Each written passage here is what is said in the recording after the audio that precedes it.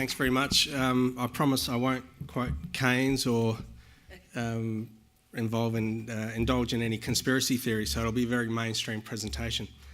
By way of background, if you're not familiar with Regis, we're an Australian-focused gold producer and explorer. Currently got a market cap of just under 2 billion Australian dollars. We have two project areas, our Duketon operation in WA, where we're producing between 340 to 370,000 ounces of gold in the current year at a guided cost range of $985 to $1,055 per ounce, and the McPhillamys development project in New South Wales. So if I turn to where Regis is at the current time, we believe that our operational excellence continues to see Regis as one of the premier cash flow generators in our industry, which is really seeing us be one of the industry's leading dividend payers, and we have been now for about 4 or 5 years.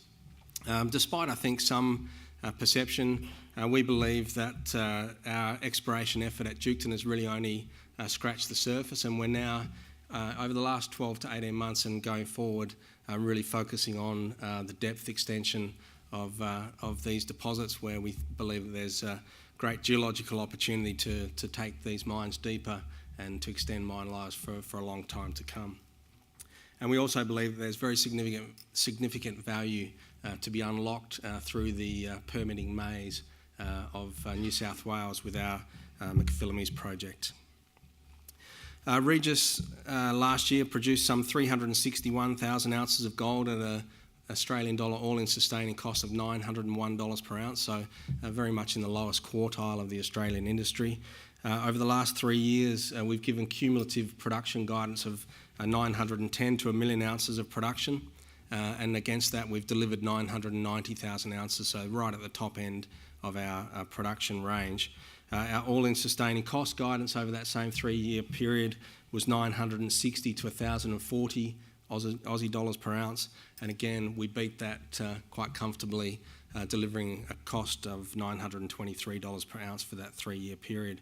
Our operating cash flow over that time was a very strong 790 million Aussie dollars. So all of that has seen us be, as I said, an industry-leading dividend payer, yielding consistently over the last 3 or 4 years plus 4%, or grossed up for franking credits nearly 6%, which is pretty unique for a mining company full stop, but certainly for a gold mining company. So over the last 5 years we've paid $326 million in dividends to our shareholders, which is not bad for a company that when I got involved in 2009 had a market cap of $40 million. We've done one raising in the nearly 10 years that I've been at the company. We raised about $45 million at the end of 2009, and we now sit with a market cap of just under $2 billion, having given back to our shareholders some $326 million. So I think it's a pretty enviable record that we've established.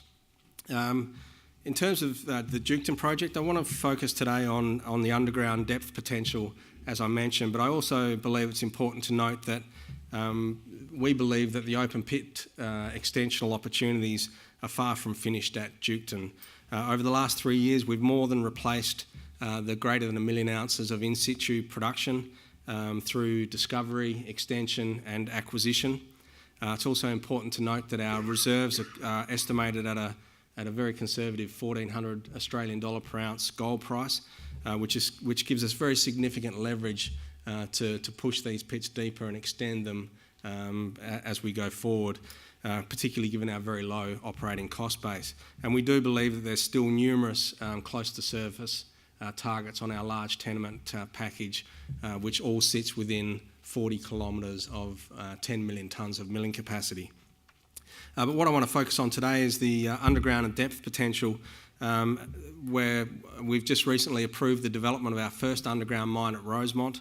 We believe that Garden Well's following close behind that, and then the next chapter of opportunities that we see at Duketon. So turning to Rosemont first, just a little bit of geology. Basically what we're looking at Rosemont is about 4 kilometres of strike of a quartz dolerite unit that sits beneath our second largest open pit operation. That quartz dolerite varies between about 5 to 80 metres in widths, and basically wherever we see that quartz dolerite unit, to a lesser or greater extent, we see high-grade gold mineralisation. So our focus over the last couple of years has been to start the process of drilling out the underground potential at Rosemont. To date, we've only really focused on 2 discrete areas. Less than 1 kilometre of strike of the 4 kilometres has been tested, and we've only tested down to about 150 metres maximum depth below our open pit design. So we've really only very much scratched the surface. The idea here is to establish a start-up underground business, and then from within the drive extend that business in a much more cost-effective exploration manner. So the maiden resource on those 2 small areas is 1.4 million tonnes at 5.1 grams per tonne for 230,000 ounces of gold. Really pleasingly, in the last quarter, the board has approved the mining of those 2 small maiden resources. We expect to be cutting a portal at Rosemont in the March quarter of 2019, picking up some development ore in the September quarter, and then into full production in the December quarter of next year. We're chasing a mining inventory at a fully diluted mining grade of 3.7 grams per tonne. And whilst I said this is really a view to get down onto the structure, so we never sort of intended this to be the final or full mining business. But having said that, even though it is a starting position, it's still come back with quite robust costs, $1,150 an ounce all-in sustaining cost, a modest capital investment of about $39 million to get down onto this structure. Once the mining's up and running, we expect to deliver between 480 to 600,000 tonnes per annum from the mine, which will generate something in the order of 120 to 130,000 ounces of production. And that's an uplift on the background open pit production, which will obviously be displaced through the Rosemont mill of between 35 to 45,000 ounces. So, quite a substantial 10% increase for the Duketon production base. As I said, though, the real key here is that what we're trying to do is get this first phase of underground mining underway, and then from within those workings, instead of having to explore at depth, drilling 600 or 700 metre holes from surface in and around an active open pit mining operation, we're able to drill short holes from within the drive, and that we believe gives us great optionality to build this business. The other one that I spoke about, Garden Well, we believe is following sort of 12 to 18 months behind where Rosemont is at. We're exploring a number of high-grade zones below and to the south of the Garden Well open pit. You've got some very good intersections there historically that really attracted us to this area, including 20 metres at 9.5 grams, 19 metres at 6.5 grams, etc. You can see there.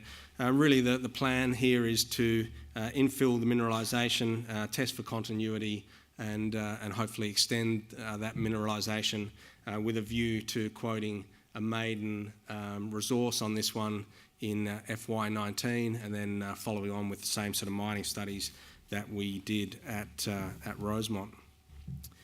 I suppose the bigger picture for Duketon is at depth is we've drilled a lot of holes here. Jens Balkow, our previous general manager of exploration, who's been with the company longer than me, is in the audience today, and he's been a big part of this. But we've drilled over 1.4 million metres at Duketon, so it's a huge effort. But the exciting thing is that having drilled all of that work, we've only had 200,000 ounces of underground resources. What you're looking at on the left-hand side of that slide is all the drill collars historically that we've drilled at Duketon. And then if you see it overlaid, once we take off all the drilling that's shallower than 100 metres, all of a sudden you can see it's a very different picture. We've got very limited deep drilling at the Duketon project. In fact, more than 85% of our drilling at Duketon is shallower than 200 metres. And the other exciting thing is that when you look at the hits that we've had on that deeper drilling, so deeper than 100 metres, basically you can see wherever we've drilled, we've hit high-grade mineralisation.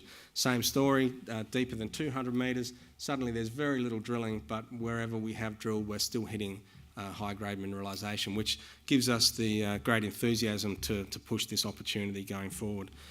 So in constraints of time, I won't talk too much about our strategy, but suffice it to say we're looking at some regional and mine scale seismic studies and other work to best target our drilling going forward. And we do believe that there's great optionality here to continue to grow the underground business at Duketon going forward. With the few minutes that I've got left, I want to touch on our McPhillamys project in New South Wales. This is a large project that we've held now since about 2012. It's in the same region as Cowal, Cadia and North Park, so if there's such a thing as the mining part of New South Wales, we're in it. It's a 2 million ounce reserve. We completed a pre-feasibility study on the project last year that shows that we have a really robust large-scale project available for development. We believe it's one of Australia's premier undeveloped open pit opportunities, and we're pushing it hopefully through to development next year. Excuse me, our work at the moment to that end is focused on completing our EIS. We hope to have that completed by the end of the year, which will then allow us to finalise our feasibility study early in calendar 2019, and then be in the formal permitting phase, and then moving towards investment decision and final development of the project.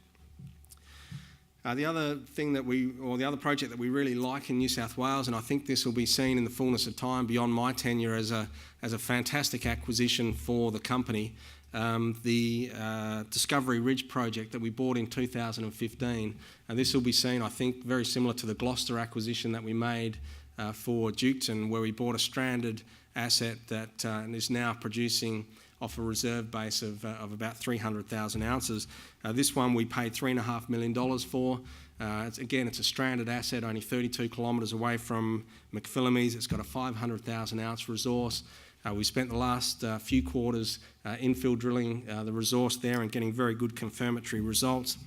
And in the fullness of time, I think you'll see that this is going to be a really good grade, modest size, but very attractive economic proposition as a bolt-on to the McPhillamys project, particularly given that it will have higher grade, lower stripping ratio, and will allow us to smooth the mining schedule and production profile in the early years of the McPhillamys project, where the main McPhillamys ore body is quite high strip and lower than its life of mine grade. So I think this is going to be seen as a really great acquisition.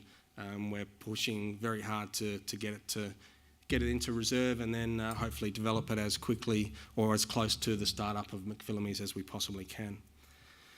So look, that sort of concludes my presentation. I guess I'll end by talking about the succession plan at Regis. You may have seen a couple of weeks ago that the company announced my retirement after 10 years, nearly 10 years in the role of Managing Director and Executive Chairman, and 5 years before that as CEO of sort of the precursor company in terms of the people at Regis, also CEO there. I felt like it was time for me to hang up the boots. I'm handing over to a guy by the name of Jim Beyer, who you may know, who's currently Managing Director of Mount Gibson Iron.